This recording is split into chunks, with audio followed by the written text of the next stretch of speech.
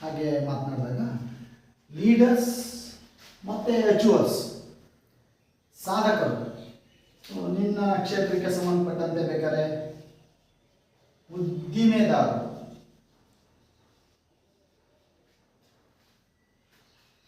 ಅಥವಾ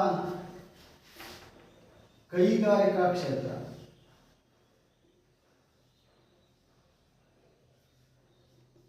ಅಥವಾ ಕಲಾಕ್ಷೇತ್ರ, ಅಥವಾ ಸಾಹಿತ್ಯ ಕ್ಷೇತ್ರ ನೋಡಿ ಹೇಗಿದೆ, ಅಥವಾ ಸಾಂಸ್ಕೃತಿಕ ಕ್ಷೇತ್ರ, ಹೀಗೆ ಅಚೀವರ್ಸ್ ಮತ್ತು ಲೀಡರ್ಸ್. ನಾನು ಹಾಗೆ ಹೇಳಿದಾಗ ಇವೆಲ್ಲ ಪರಿಕಲ್ಪನೆಗಳು. ಲೀಡರ್ಸ್ ಅಂದರೆ ಯಾರು ಅಂದ ತಕ್ಷಣ, ಲೀಡರ್ಸ್ ಅಂದ ತಕ್ಷಣ ಅವರ ಕ್ಯಾರೆಕ್ಟರ್ಸ್ ಎಲ್ಲ ನಮ್ಮಲ್ಲಿ, ನಮ್ಮ ಸ್ಮೃತಿ ಪಟಲದಲ್ಲಿ ಪ್ರಿಂಟ್ ಆಗುತ್ತೆ.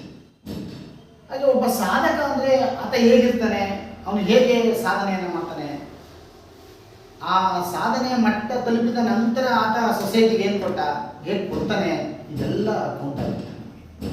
ಆ ನಿಟ್ಟಿನಲ್ಲಿ ನೋಡಿದಾಗ ನಮಗೆ ಈ ಸಾಧಕರು ಮತ್ತು ನಾಯಕರ ಬಗ್ಗೆ ನಮ್ಮ ದೈನಂದಿನ ಜೀವನದಲ್ಲಿ, ನಿತ್ಯ ಜೀವನದಲ್ಲಿ, ದೈನಂದಿನ ಜೀವನದಲ್ಲಿ ಬಹಳಷ್ಟು ವಿಷಯಗಳ ಬಗ್ಗೆ ಸಾಧನೆಯನ್ನು ಮಾಡಿ ಹೋದಂತಹ ಜನ ಇದ್ದಾರೆ, ನಮ್ಮ ಕಣ್ಮುಂದೆನೂ ಇದ್ದಾರೆ. ಮತ್ತು ಇದು ಕೆಲವರು ಮಾತ್ರ ಸೀಮಿತನ ಇಲ್ಲ. ಅದಕ್ಕೆ ನೀವು ಕೇಳಿರ್ಬೋದು, ಸಿದ್ದೇಶ್ವರ ಸ್ವಾಮೀಜಿ ಅಂತ ಒಬ್ಬರಿದ್ದರು. ಅವ್ರು ಯಾವಾಗಲೂ ಹೇಳೋದು ಶ್ರಮ ಮತ್ತು ಪರಿಶ್ರಮ. ಜೀವನ ಮಾಡೋದಕ್ಕೆ ಶ್ರಮ ಪಡಬೇಕು, ಸಾಧನೆ ಮಾಡೋದಕ್ಕೆ ಪರಿಶ್ರಮ ಪಡಬೇಕು. ಎಷ್ಟು ಚೆನ್ನಾಗಿದೆ. ಈ ಶ್ರಮ ಮತ್ತು ಪರಿಶ್ರಮದಿಂದ ನಮ್ಮ ಫಲಿತಾಂಶ ನಿರ್ಧಾರ ಆಗುತ್ತೆ. ಈ ನಿಟ್ಟಿನಲ್ಲಿ ನೋಡಿದಾಗ ಹಾಗಾದರೆ ಬೇರೆ ಬೇರೆ ಕ್ಷೇತ್ರದಲ್ಲಿ, ಪ್ರಪಂಚದಲ್ಲಿ, ಜಗತ್ತಿನಲ್ಲಿ ಸಾಧನೆ ಮಾಡುವಂತಹ ಸಾಧಕರು ಮತ್ತು ನಾಯಕರಾದರು ಹೇಗೆ ನಾಯಕರಾದರು, ಅಥವಾ ನಾಯಕರು ಏನನ್ನು ಸಾಧನೆ ಮಾಡಿದ್ರು, ಇದನ್ನೆಲ್ಲ ನಾವು ತಿಳ್ಕೋಬೇಕಾಗುತ್ತೆ. ಒಂದೊಂದು ಕ್ಷೇತ್ರಕ್ಕೂ, ಕೆಲವರು ರಾಜಕೀಯ ಕ್ಷೇತ್ರದಲ್ಲಿ ತುಂಬ ಸಾಧನೆಯನ್ನು ಮಾಡ್ತಾರೆ, ಬಹಳ ಚೆನ್ನಾಗಿ ಆಡಳಿತವನ್ನು ನೀಡೋದು, ರಾಜ್ಯಭಾರವನ್ನು ಮಾಡೋದು, ರಾಜಕೀಯವಾಗಿ ಸುಧಾರಣೆಗಳನ್ನು ಮಾಡೋದು. ನಾನು ಕೇವಲ ಭಾರತಕ್ಕೆ ಮಾತ್ರ ಸೀಮಿತವಾಗಿ ಮಾತನಾಡ್ತಾ ಇಲ್ಲ, ಭೂಮಿಯ ಮೇಲಿರುವಂಥ ಎಲ್ಲ ರಾಷ್ಟ್ರಗಳ ವಿಚಾರವನ್ನು ತೆಗೆದುಕೊಂಡು ಮಾತನಾಡೋದಾದರೆ, ಈಗಾಗಲೇ ಪ್ರಸ್ತುತವಾದಂಥ ವಾತಾವರಣ ನೋಡಿದ್ರೆ ಪ್ರಾಪಂಚಿಕ ಮಟ್ಟದಲ್ಲಿ 2 ರಾಷ್ಟ್ರಗಳ ನಡುವೆ ಯುದ್ಧ ನಡೀತಾ ಇದೆ. ಕಳೆದ ವರ್ಷ ಉಕ್ರೇನ್ ಮತ್ತು ರಷ್ಯಾ ನಡುವೆ ನಡೀತಾ ಇದೆ. ಈಗ ಕಳೆದ ವಾರದಿಂದ ಏನು ಪ್ರಾರಂಭ ಆಗಿದೆ ಅಂದರೆ, ಲೆಬನಾನ್ ಮೇಲೆ ಇಸ್ರೇಲ್ ದೇಶ ಯುದ್ಧವನ್ನು ಮಾಡ್ತಾ ಇದೆ. ಇದು ಪ್ರಾಪಂಚಿಕವಾಗಿ, ರಾಜಕೀಯವಾಗಿ ಆಗ್ತಕ್ಕಂಥ ಬದಲಾವಣೆಗಳು. ಒಂದೊಂದು ಪ್ರಾದೇಶಿಕವಾಗಿ ಕೆಲವು ಲೀಡರ್ಸ್ಗಳು ತಮ್ಮದೇ ಆದಂಥ ಒಂದು ವ್ಯತಿರಿಕ್ತವಾದ ಭಾವನೆಗಳನ್ನು ಮತ್ತು ಬಹಳ ಸೂಕ್ತವಾದ ಭಾವನೆಗಳನ್ನು, ಗುಣಗಳನ್ನು ಬೆಳೆಸ್ಕೊಂಡು ರಾಜಕೀಯವಾಗಿ ಸಾಧನೆ ಮಾಡ್ತಕ್ಕಂಥವ್ರು. ಇವತ್ತು ಸ್ಟೇಟ್ಮೆಂಟ್ನ ನೋಡಿ, ನಮ್ಮ ರಾಷ್ಟ್ರದ ಬಗ್ಗೆ ಇಸ್ರೇಲ್ ದೇಶ ಮತ್ತು ಲೆಬನಾನ್ ಮತ್ತು ಇರಾನ್ ಮತ್ತು ಇರಾಕ್ ಎಲ್ಲ ರಾಷ್ಟ್ರಗಳು ಮಾತನಾಡಿದರೆ, ಭಾರತ ಈ ಯುದ್ಧದಲ್ಲಿ ಮಧ್ಯಸ್ಥಿಕೆಯನ್ನು ವಹಿಸಬೇಕು. ಈ ಹೇಳಿಕೆ ಪ್ರಪಂಚ ಮಟ್ಟದಲ್ಲಿ ಭಾರತದ ರಕ್ಷಣೆಗೆ ಮತ್ತು ಭಾರತ ಪ್ರಗತಿಯತ್ತ ಹೋಗ್ತಾ ಇರೋದಕ್ಕೆ, ಭಾರತದ ಒಂದು ಲೀಡರ್ಶಿಪ್ಗೆ ಒಂದು ವ್ಯಾಲ್ಯೂ, ಬೆಲೆಯನ್ನು ಕೊಡ್ತಾ ಇದೆ. ಅದು ಯಾವ ಮಟ್ಟದಲ್ಲಿ? ಅಂತಾರಾಷ್ಟ್ರೀಯ ಮಟ್ಟದಲ್ಲಿ. ಇದು ಒಂದು ಒಂದು ದೊಡ್ಡ ನಮಗೆ ಬರುವಂಥ ಕ್ರೆಡಿಟ್ ಇದು.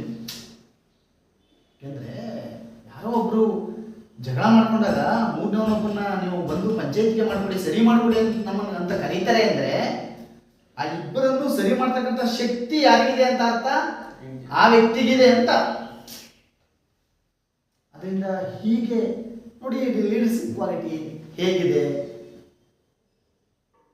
ಈಗ ರಾಜಕೀಯವಾದ ವಿಚಾರಗಳನ್ನು ನೋಡೋದಾದ್ರೆ ಇದರಲ್ಲಿ ನಾವು ಬಹಳ ಜನನ ಗಮನಿಸ್ಬೋದು. ರಾಜಕೀಯವಾಗಿ ಒಳ್ಳೆ ಆಡಳಿತವನ್ನು ನೀಡಿ ಬಹಳಷ್ಟು ಸುಧಾರಣೆಗಳನ್ನು ತಂದಂಥ ಅಧಿಕಾರವನ್ನು ಇಟ್ಕೊಂಡು, ಈ ಉದಾಹರಣೆಗೆ ಅಬ್ರಹಾಂ ಲಿಂಕನ್ ಅಂತಕ್ಕಂಥ ಹೆಸರನ್ನ ಕೇಳಿರ್ಬೋದು. ಯಾರು? Yes, Abraham Lincoln. ಇವ್ರದ್ದು ಒಂದು ವಿಶಿಷ್ಟವಾದಂತಹ ಜೀವನವನ್ನು ನಡೆಸಿದಂಥವ್ರು. ರಾಜಕೀಯವಾಗಿ ಏನು ಜಗತ್ತಿನ ದೊಡ್ಡಣ್ಣ ಅಂತ ಏನು ಹೇಳ್ತೇವೆ, ಪ್ರಪಂಚದ ಬಹಳ ಪ್ರಮುಖ ರಾಷ್ಟ್ರ ಅಂತ ಏನು ಹೇಳ್ತೇವೆ, ಆ ರಾಷ್ಟ್ರದ ಅಧ್ಯಕ್ಷರಾಗಿ ಕೆಲಸವನ್ನು ಮಾಡಿದಂಥವ್ರು. ಯಾಕೆ ಅವ್ರನ್ನ ನಾವು ಪ್ರಪಂಚ ಮಟ್ಟದಲ್ಲಿ ಲೀಡರ್ ಆಗಿ ಒಪ್ಕೋತೇವೆ ಅಥವಾ ಆ ರಾಷ್ಟ್ರದಲ್ಲಿ ಪ್ರಮುಖವಾದಂಥ ಲೀಡರ್ಶಿಪ್ ಇತ್ತು ಇವರಿಗೆ ಅಂತ ಒಪ್ಕೋತೀವಿ ಅಂದರೆ ಅವರು ಮಾಡಿದಂಥ ಸಾಧನೆ, ಅವರು ಕೊಟ್ಟಂಥ ಅಡ್ಮಿನಿಸ್ಟ್ರೇಷನ್, ಅವರು ತಂದಂಥ ರೂಲ್ಗಳು, ಆ ರೂಲ್ಗಳು ಹೇಗೆ ಸಾರ್ವಜನಿಕವಾಗಿ ನಮಗೆ ಬೇರೆಯವರಿಗೆಲ್ಲ ಅನುಕೂಲ ಆಯಿತು ಅನ್ನೋದ್ರ ಮೇಲೆ ನಾವು ಇವ್ರನ್ನ ನೋಡಿ. ಈ ಅಮೆರಿಕದ ಅಧ್ಯಕ್ಷರಾಗಿ ಬಹಳ ವಿಶೇಷವಾದಂಥ ಒಂದು ಕಾನೂನನ್ನು ಅಲ್ಲಿ ತರ್ತಾರೆ. ಮತ್ತು ಇವರ ಜೀವನ ನಾನು ಆಗಲೇ ಹೇಳಿದಂಗೆ ಬಹಳ ವಿಶಿಷ್ಟವಾದಂಥ. ಅಬ್ರಹಾಂ ಲಿಂಕನ್ ಅವರು ಸಾಮಾನ್ಯ ಜನ, ಬಹಳ ಕಷ್ಟಪಡ್ತಾರೆ ಬದುಕೋಸ್ಕರ. ಅವರ ಆತ್ಮಚರಿತ್ರೆ, ಅವರ ಪುಸ್ತಕವನ್ನು ಓದಿದಾಗ ನಮ್ಗೆ ಗೊತ್ತಾಗುತ್ತೆ ಅವ್ರು ಸೆಟ್ಲ್ ಆಗೋದು ಎಷ್ಟನೇ ವಯಸ್ಸಿಗೆ ಅಂತ. ಈಗ ನಾವೆಲ್ಲ ಏನು ಹೇಳ್ತೀವಿ, ಎಜುಕೇಷನ್ ಮುಗಿತಪ್ಪ, ಡಿಗ್ರಿ ಆಯಿತು, ಕೆಲಸ ಸಿಕ್ತು, ಮದುವೆ ಆದ, ಮನೆ ಕಟ್ತಾ, ಅವನು ಸೆಟ್ಲ್ ಆದ. 52 ವರ್ಷ ಆದರೂ ಸೆಟ್ಲ್ ಆಗಿರೋದಿಲ್ಲ ಅಬ್ರಹಾಂ ಲಿಂಕನ್ ಅವರು. 52 ಇಯರ್ಸ್ ಏನೂ ಆಗೋದಿಲ್ಲ. ವಿದ್ಯಾಭ್ಯಾಸ ಮಾಡ್ತಾರೆ, ಕೆಲಸ ಹುಡುಕಾಡ್ತಾರೆ, ಕೆಲಸದಲ್ಲಿ ಸರಿಯಾದ ಸಾಧನೆ ಮಾಡೋಕ್ಕಾಗಲ್ಲ. ಆಮೇಲೆ ಇಲ್ಲ ನೀವು ಬ್ಯಾರಿಸ್ಟರ್ ಪದವಿನ ಪಡೀರಿ ಅಂತ ಹೇಳ್ತಾರೆ, ಬ್ಯಾರಿಸ್ಟರ್ ಪದವಿ ಪಡೀತಾರೆ, ಒಂದು ಕೇಸು ಸಹ ಗೆಲ್ಲಕ್ಕಾಗೋದಿಲ್ಲ. ಇಲ್ಲ ನಿಮಗೆ ಬಿಸ್ನೆಸ್ ಮಾಡಿ ಅಂತಾರೆ, ಬಿಸ್ನೆಸ್ನಲ್ಲಿ ಕೈ ಎತ್ತೋದಿಲ್ಲ, ಬಿಸ್ನೆಸ್ನಲ್ಲಿ ಲಾಸ್ ಆಗ್ತಾರೆ. ನೋಡಿ, ಉದ್ಯಮ ಕ್ಷೇತ್ರಕ್ಕೆ ಹೋಗ್ತಾರೆ, ಆಗೋದಿಲ್ಲ. ಕೈಗಾರಿಕಾ ಕ್ಷೇತ್ರಕ್ಕೆ ಬರ್ತಾರೆ, ಆಗೋದಿಲ್ಲ. ಅಂತಿಮವಾಗಿ 58ನೇ ವಯಸ್ಸಿನಲ್ಲಿ ಅವರು ರಾಜಕೀಯಕ್ಕೆ ಬರ್ತಾರೆ. ಅಮೆರಿಕದ ಒಂದು ಪಕ್ಷದಲ್ಲಿ ಅವರು ಡೆಮೊಕ್ರಾಟಿಕ್ಸ್ ಪಕ್ಷ ಏನಿದೆ ಆ ಪಕ್ಷದಲ್ಲಿ ನಿಂತ್ಕೊಂಡು ಅವರು ಅಮೆರಿಕದ ಅಧ್ಯಕ್ಷರಾಗಿ ಆಡಳಿತದ ಚುಕ್ಕಾಣಿಯನ್ನು ಹಿಡಿತಾರೆ. ಆಡಳಿತದ ಚುಕ್ಕಾಣಿಯನ್ನು ಹಿಡಿದಂಥ ಸಮಯದಲ್ಲಿ ಅವರು ಕೊಟ್ಟಂಥ ಒಂದು ವಿಶೇಷವಾದಂಥ ಕೊಡುಗೆ ಏನು? ಡೆಮಾಕ್ರಸಿ ಬಗ್ಗೆ ಮಾತಾಡ್ತಾರೆ. ಡೆಮಾಕ್ರಸಿ ಏನು, ಜಗತ್ತಿಗೆ ಪ್ರಜಾಪ್ರಭುತ್ವ ಅಂತ ಹೊಡೆದಾಡ್ತಾ ಇದ್ದೀವಿ. ಪ್ರಜೆಗಳಿಂದ ಪ್ರಜೆಗಳಿಗೋಸ್ಕರವೇ ಇರುವ ಸರ್ಕಾರವನ್ನು ಪ್ರಜಾಪ್ರಭುತ್ವ ಸರ್ಕಾರ ಅಂತ ಕರಿತೀವಿ ಅನ್ನೋ definition. For the people, of the people, by the people ಅಂತಕ್ಕಂಥ ಸ್ಟೇಟ್ಮೆಂಟನ್ನು ಕೊಡೋದ್ರ ಮೂಲಕ ಬಹಳ ಅತ್ಯಂತ ಅದ್ಭುತವಾದ ಆಡಳಿತವನ್ನು ಪ್ರಜಾಸತ್ತಾತ್ಮಕವಾಗಿ ನಡೆಸ್ತಾರೆ. ಮತ್ತು ಇಷ್ಟಕ್ಕೆ ಆಗೋಯ್ತಾ ಅವ್ರದ್ದು ಇದೇ ಸಾಧನೆನಾ? ಇಲ್ಲ, ಬಹಳ ವಿಶೇಷವಾದಂಥ ಒಂದು ಸಾಧನೆ ಇದೆ. ಏನಪ್ಪ ಅಂದರೆ, ಏನು ಜಗತ್ತಿನ ದೊಡ್ಡಣ್ಣ ಅನ್ಸ್ಕೊಂಡಿದ್ದಾನೆ ಆ ರಾಷ್ಟ್ರದಲ್ಲೇ ಸ್ಲೇವರಿ ಸಿಸ್ಟಮ್ ಅಂತಕ್ಕಂಥದ್ದು ಇತ್ತು. ಏನಿದು ಸ್ಲೇವರಿ ಸಿಸ್ಟಮ್ ಅಂದರೆ? ಗುಲಾಮಗಿರಿ ಪದ್ಧತಿ. ಅಮೆರಿಕದಲ್ಲಿ ಎಷ್ಟು ಮಟ್ಟಿಗೆ ಗುಲಾಮಗಿರಿ ಪದ್ಧತಿ ಇತ್ತು ಅಂದರೆ, ಆಫ್ರಿಕಾ ಖಂಡದಿಂದ ನೂರಾರು ಜನರನ್ನ ಹಡಗಿನಲ್ಲಿ ತಂದು ಅಮೆರಿಕದ ದೊಡ್ಡ ದೊಡ್ಡ ಎಸ್ಟೇಟ್ಗಳಲ್ಲಿ ಒಂದ್ಸಾರಿ ಒಳಗಡೆ ಕಳಿಸ್ಬಿಟ್ರೆ ಅವರೆಲ್ಲ ಅಲ್ಲೇ ದುಡ್ದು ಸಾಯದೆ ಅವ್ರಿಗೆ ಹೊರ ಪ್ರಪಂಚನೇ ಗೊತ್ತಾಗ್ತಿರ್ಲಿಲ್ಲ. ಇಂಥ ಒಂದು ಸಿಸ್ಟಮ್ ಇತ್ತು. ಗುಲಾಮಗಿರಿಯ ಪದ್ಧತಿಯ ನಿರ್ಮೂಲನೆಗೋಸ್ಕರ ಪಣ ತೊಟ್ಟು ನಿಂತಹ ಏಕೈಕ ಜಗತ್ತಿನ ಒಬ್ಬ ಅತ್ಯಂತ ಸಾಧಕ ಅಥವಾ ನಾಯಕ ಅಂದರೆ ಅಬ್ರಹಾಂ ಲಿಂಕನ್. ಅದಕ್ಕೋಸ್ಕರ ನಾವು ಇವತ್ತು ಅಬ್ರಹಾಂ ಲಿಂಕನ್ ಅವರ ನೆನಪಿಸ್ಕೊತೇವೆ. ಅಬ್ರಹಾಂ ಲಿಂಕನ್ ಅವರು ಐತಿಹಾಸಿಕವಾದಂಥ ವ್ಯಕ್ತಿಯಾಗಿ ಉಳಿತಾರೆ, ಸಾಧಕರಾಗ್ತಾರೆ, ಜನಮನದಲ್ಲಿ ನಾಯಕರಾಗ್ತಾರೆ. ನೋಡಿ ನೋಡಿ ಲೀಡರ್ಶಿಪ್ ಕ್ವಾಲಿಟಿ ಅನ್ನೋದು ಹೇಗೆ ಬರುತ್ತೆ ಅಂತ. ಇದು ಒಂದು ಸಾಮಾಜಿಕವಾದಂತಹ ಸುಧಾರಣೆ. ಅಲ್ಲಿದ್ದಂಥ ಒಂದು ಅತ್ಯಂತ ದೊಡ್ಡ ನ್ಯೂನ್ಯತೆ, ಆ ನ್ಯೂನ್ಯತೆಯನ್ನು ತೊಡೆದು ಹಾಕೋದು ಅಷ್ಟು ಸುಲಭದ ಕೆಲಸ ಅಲ್ಲ. ಯಾಕೆಂದರೆ ಯಾವುದೇ ಮಾನವ ತನ್ನ ಭಾವನೆಯನ್ನು ಅಷ್ಟು ಸುಲಭವಾಗಿ ಬದಲಾಯಿಸ್ಕೊಳ್ಳೋದಿಲ್ಲ. ಮತ್ತು ಯಾವುದೇ ವ್ಯಕ್ತಿ ಒಂದು ಕಂಫರ್ಟಬಲ್ ಝೋನ್ಲಿದ್ದಾಗ ಆ ಕಂಫರ್ಟಬಲ್ ಝೋನನ್ನು ಬಿಟ್ಟು ಮತ್ತೊಂದು ವಲಯವನ್ನು ಆಕ್ರಮಿಸಿಕೊಳ್ಳೋದಕ್ಕೆ ತುಂಬ ಸಮಯವನ್ನು ತಗೋತಾನೆ. ನಾವು ನೀವು ಆದರೂ ಅಷ್ಟೇ. ಇದು ಭಾಳ ಚೆನ್ನಾಗಿದೆ. ಇದನ್ನು ವೈಗೋಡ್ಸ್ಕೆ ಅಂತಕ್ಕಂಥ ಒಬ್ಬ ಸ್ಕಾಫೋಲ್ಡ್ ಅಂತಕ್ಕಂಥ ಒಂದು ವಿಚಾರವನ್ನು ತಗೊಂಡವನು, ಈ ವೈಗೋಡ್ಸ್ಕೆ ಅಂತಕ್ಕಂಥ ಒಬ್ಬ ಮನೋವಿಜ್ಞಾನಿ ಹೇಳ್ತಾನೆ ಇದನ್ನು. ಅವ ಸಮಾಜಶಾಸ್ತ್ರಜ್ಞ. ಯಾರು? ಈ ವೈಗೋಡ್ಸ್ಕೆ ಅಂತಕ್ಕಂಥ ಒಂದು ಹೆಸರು ನೋಡಿ ಎಷ್ಟು ಚೆನ್ನಾಗಿ, ವೈಗೋಡ್ಸ್ಕೆ. ಅವನು ಒಬ್ಬ ಸಮಾಜಶಾಸ್ತ್ರಜ್ಞ, ಆದರೆ ಸೈಕಾಲಜಿ ಬಗ್ಗೆ ಮಾತಾಡ್ತಾನೆ. ಅವನು ಸೈಕಾಲಜಿಯಲ್ಲಿ ಅವನು ತುಂಬ ಚೆನ್ನಾಗಿ ಹೇಳ್ತಾನೆ. ಇದನ್ನ ZVP ಅಂತ ಕರೀತಾನೆ.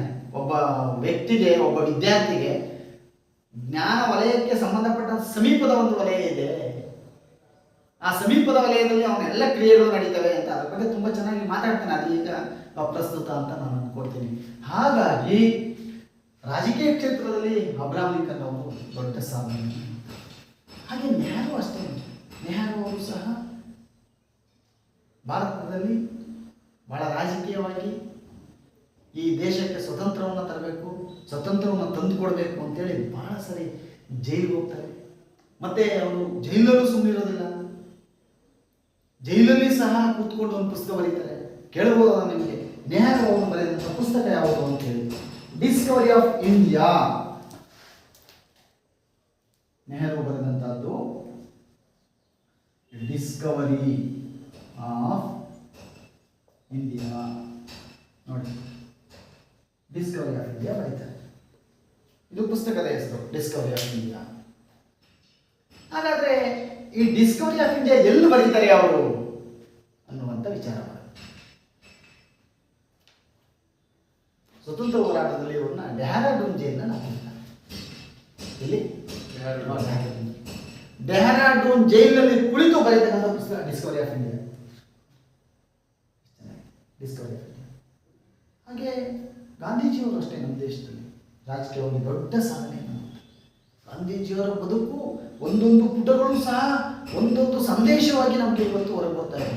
ಇನ್ನೂ ಕಾಲ ಕಳೆದಂತೆ ಗಾಂಧೀಜಿಯವರ ವ್ಯಾಲ್ಯೂಸ್ ಅಥವಾ ಅವರ ಮೌಲ್ಯಗಳು ಹೆಚ್ಚಾಗ್ತಾ ಹೋಗ್ತವೆ.